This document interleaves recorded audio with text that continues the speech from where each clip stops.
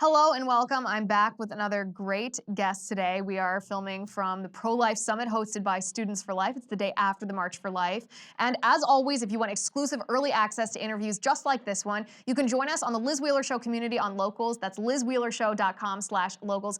With me now is Danielle D'Souza Gill. You just launched a new show. So first of all, congratulations. Aw, thank you so And much. I'm so happy to have you here. Tell us a little bit about the show. Yeah, so it's called Counterculture with Danielle D'Souza Gill, and it's really about how young people can be the counterculture. I feel like today we have so many mixed messages and so many also very toxic messages coming from the left, especially when it comes to women, when it comes to family, and politics even. So I think that really developing this counterculture of not just a positive attitude and look at life, but just a patriotic look at life, and that's something I try to provide on the show. So yeah, it's news, it's everyday things going on, but also focusing on those deeper values. So basically encouraging the idea that politics is downstream of culture and we need a cultural reformation, if you will, before we can transition that into politics. Yes, That yes. and this weekend I think is a perfect example of that. I mean, that's what the March for Life is, right? It's about changing hearts and minds so that we can then change the laws about life and abortion legislatively.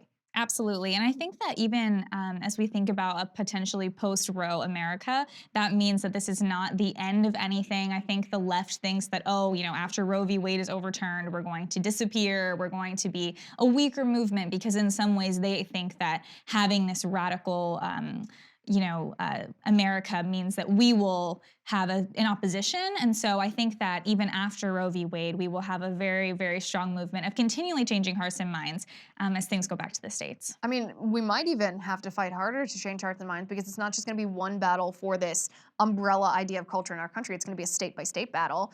Yes. Before we even get into that, because I want to talk a little bit about what that looks like. Let's talk about the Supreme Court for a second, because right now, I mean, the Supreme Court just heard oral arguments in Dobbs versus Jackson Women's Health. There's a possibility. I mean, the arguments were made for overturning Roe entirely. We have this trifecta of judges. These three liberals, three conservatives, and then three that I'm not really sure what they are. They seem to hold precedent on a higher pedestal than the Constitution here. I was encouraged after listening to the oral arguments, although beforehand I was pretty pessimistic, not wanting to get my hopes up. What do you think's going to happen? I feel really good about it, honestly. I know that, Chief Justice Roberts is a little bit questionable, but even without him, honestly, we can still overturn Roe v. Wade. So I feel very good about it. And even when we think back to the arguments made in Dobbs and all the questions they asked, I know some people question Kavanaugh, but when we hear the questions he asked, he was really talking about this going back to the states. That was his focus. And if we hear about Amy Coney Barrett, she talked about these safe haven laws, which are in place. And so I think that if we think about each of these justices, I actually feel pretty good about it. And I hope that Chief Justice Roberts sides with us, but he has affirmed Roe in the past, and you know what? So even without him, I think we can still overturn Roe v. Wade. I hope so. Like you said, I mean, all we can do at this point is hope and pray. And we can talk about the truth and the constitutionality. I think, if anything, Sotomayor's comment with the vaccine mandate hearings, when she was talking, she was propagating this fake information, this fake news about 100,000 children having COVID, being on ventilators, just proves that they listen to the mainstream media. They listen to the conversations that are happening in our country. I mean, even Roberts is concerned with his political image or the political image of the court, meaning he listens or he wouldn't know whether there was an image or not. So, I mean, what I'm going to do between now and June, which is probably when they're going to hand it down, is continue to talk about the constitutionality or the unconstitutionality of abortion. I don't know whether the justices had their minds made up before they heard the arguments or not. The liberals certainly seemed to. I don't know about Roberts.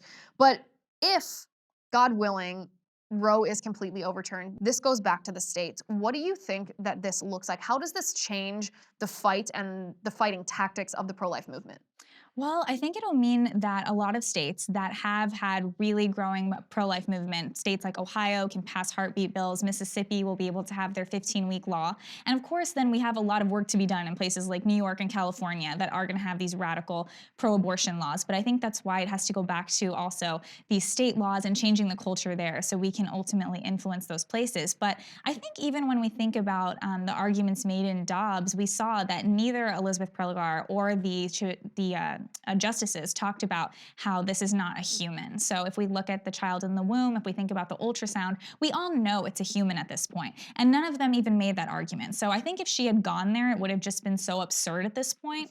So I think what we're really discussing is whether or not these humans can be killed. So I think that if we continue to focus on the science behind it, on the medical facts, on the the truth of the matter. And then also, as we talked about, the moral element, the cultural element, the I think empowering women element of being a mother and also just being a support system to others who are in that situation.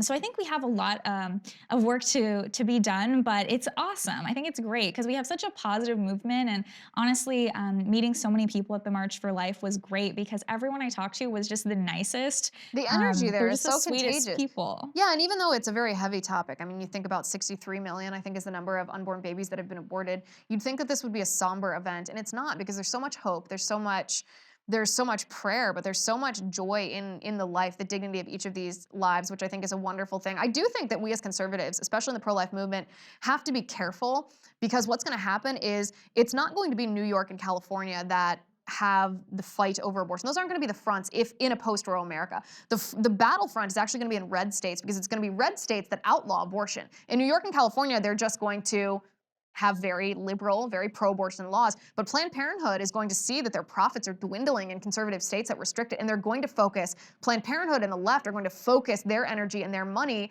on changing the culture back to a pro-abortion culture in red America.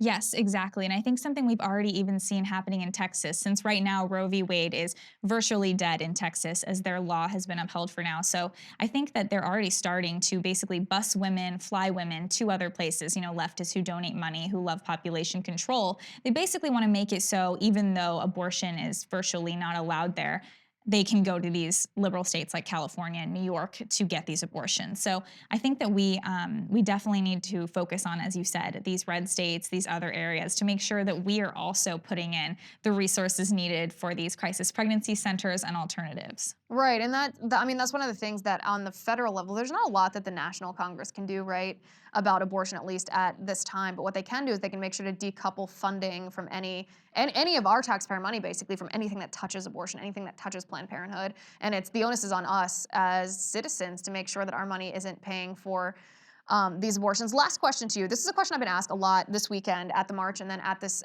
summit here hosted by Students for Life is what can I do? That question. What can I do besides coming to the march? What can I do besides just voting for pro-life politicians? How do I know how to help this movement? How do you answer that question?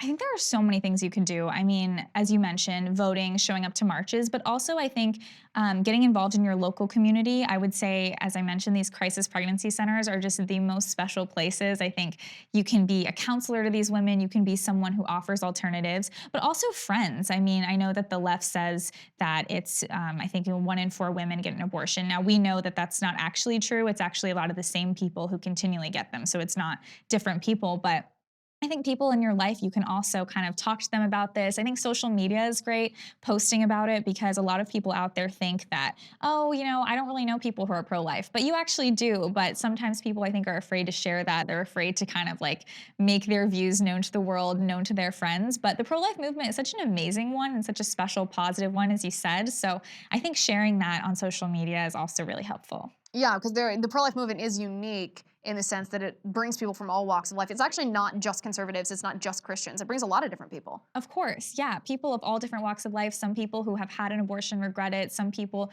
who are perhaps even a father who's lost a child in that situation. There's so many perspectives to bring to it. So I think just, bringing your own perspective and being part of that bigger movement is important. And then I would say just continually fighting, because I think this year people think that, oh, if Roe v. Wade is overturned, we're done. We're victorious. Yeah, we can take a break now and give up. But the reality is that's just the beginning, because this is going to go back to the states, and then we really need to focus on those local wins. Yeah, and God willing, we will exist. We will be the post-Roe generation, as all the signs of the march said. And your book is called The Choice. People can get it wherever books are sold. Yes. Congratulations on the new show. Thank you for being here, Danielle D'Souza Gill. It was a pleasure to talk to you. Oh, well, thanks so much, Liz. It's always a pleasure to speak with you. And as you know, if you want exclusive early access to interviews just like this one, you can join us on the Liz Wheeler Show community on Locals at lizwheelershow.com/locals.